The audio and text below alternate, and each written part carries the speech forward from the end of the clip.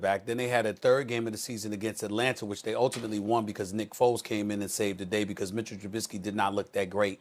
And we understand that. But if you remember back at that time when they had elected to start him the very next game, I think it was against Indy, if I remember correctly. What I said then is what still holds true now. I said Nick Foles coming into a game late in the season and saving the day is different. When you ask him to be that guy, damn near from jump start, which means pretty early in the season, what you're going to do is jeopardize him. He's not going to have the durability necessary. He's going to get himself hurt. And in the meantime, you're going to just completely, Mitchell Trubisky's confidence is going to be shot. You're not going to be able to recover from this. And lo and behold, what has happened? Nick Foles proceeds to lose 5 of the next 7 games. He ultimately gets hurt. Mitchell Trubisky has to come back in. And yesterday, he looked like he had absolutely no confidence whatsoever. No, he doesn't make the greatest decisions, and he damn sure ain't the greatest passer. And we understand that, but we also know that we saw better things from him when he was moving those wheels, when he was running with the football. And the reason why I hold Matt Nagy so accountable for that, Matt Nagy was not just a quality control coach. He was a quarterbacks coach in Kansas City. He was a quality control coach and an assistant in Philadelphia. He goes to Kansas City for 4 years. He's the quarterbacks coach before he's the offensive coordinator in 2017. And then he gets the head coaching job with the Chicago Bears. Not only is offense supposed to be your thing, quarterbacks are supposed to be your thing. And somehow, some way, you've had ample time to at least put Mitchell Trubisky in a forward direction to have him looking better. And that has not been the case. So I think that he did ruin it with this move, and I think it's unfortunate. I'm not saying he should be fired or anything because this will be his first losing season if he were to have it. But I'm not high on the job that he has done this year with the Chicago Bears at all, or the job that he has done with Mitchell Trubisky, Max, period. Nagy's move is not what cost the Bears their season. It didn't ruin the Bears' season. 2 things ruined the Bears' season. The Bears' offensive line is 1, and the schedule was 2. Let's go through this, Stephen A.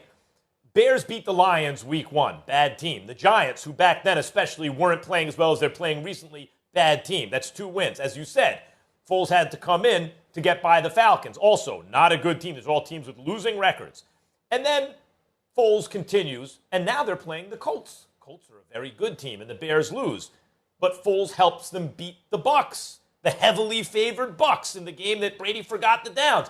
Foles threw the pass his team needed him to throw to get to field goal range. They kicked the field goal, they go ahead. Brady failed to do the same thing, right? Okay, the first time they met since Foles beat him in the Super Bowl. Now the next game, the Panthers. What happens? The Bears win. The Panthers, not a very good team.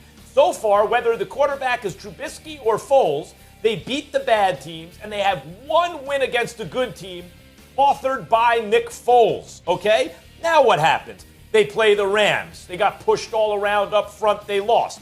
Then the Saints. They lost by a field goal. Then the Titans. These are all excellent teams.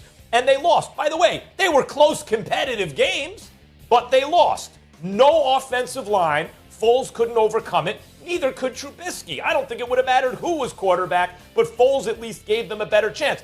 Then Foles got hurt in the Vikings game, which they lost. And now we see Trubisky against the Packers lost just like Foles would have lost to the Packers. So without an offensive line, they weren't going to be very good. They have an awful offensive line. They weren't going to be very good. But what looked early like maybe they're better than they were was schedule. The only quarterback between the two to beat a good team was Nick Foles. He still gave them their best chance to win, even though he wasn't mobile and it was a bad line. And the fact that he got hurt, yep, that could happen behind a bad offensive line. Could have happened to Trubisky, too. You do not put an immobile quarterback behind a bad offensive line when the reason you brought him there was to be ready as the season waned because you knew that your defense was elite enough that you'd have a good shot not only at the postseason, but making noise in the postseason, particularly when you're finding a way to win football games. I have no problem with him taking Trubisky out of the game against the Atlanta Falcons and bringing Nick Foles in to win that third game of the season, which left them at 3-0. But you put Mitchell Trubisky back in, and if you got to make musical chairs with it where you bring Nick Foles in for a fourth quarter, whatever, to save the day for a few weeks, you do that. But you use Mitchell Trubisky as much as you possibly can because you want to give him every opportunity to elevate because you don't trust that Nick Foles is going to stay healthy because his history has proven that that's going to be an issue for him. Not to mention the fact that you have a bad offensive line. That's where I'm coming from with that and to consider and to see the regression of a Mitchell Trubisky when not only being an offensive coordinator and having an offensive background is what you have in Matt Nagy, but to to coach 4 years as a quarterback's coach and to watch this kid continue to regress, I think it's unfortunate and I think it's on Nagy. Well, look, the Bears are 5-6, right? So when you say it's not that your points are wrong, you're talking about what would optimizing strategy look like for the Bears. You bring Nick Foles in a game or two if you need to try to win the game, a game on the line, or if Trubisky's not playing well. And then toward the end of the season, if you're in striking distance, you bring in Foles because there's fewer chances for him to get hurt. Stephen A., it wouldn't have mattered. Was Nick Foles going to beat the Packers last night?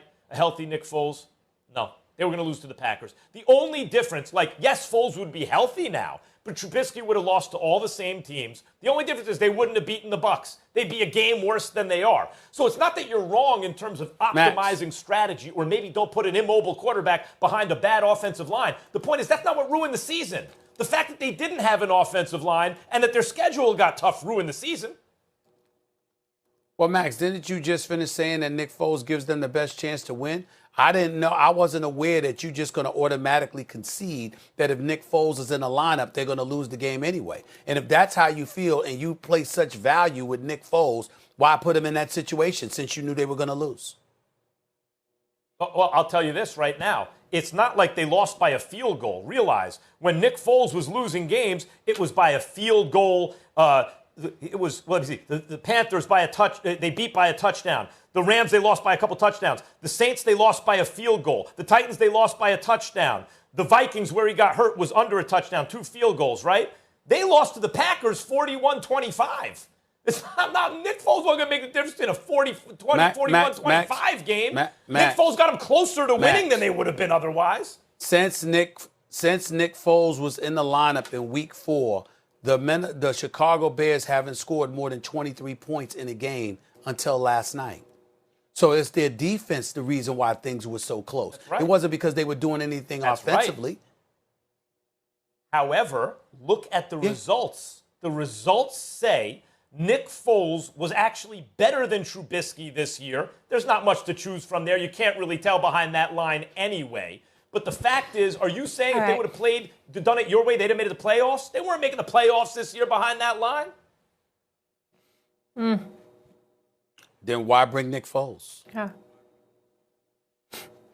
All I know is this. Chicago's a great city, a great sports town. They deserve better from the Bears and the Bulls. They need a quarterback, and we'll see what happens with the coaching situation there. We'll keep you up to date. When we come back here on First Take.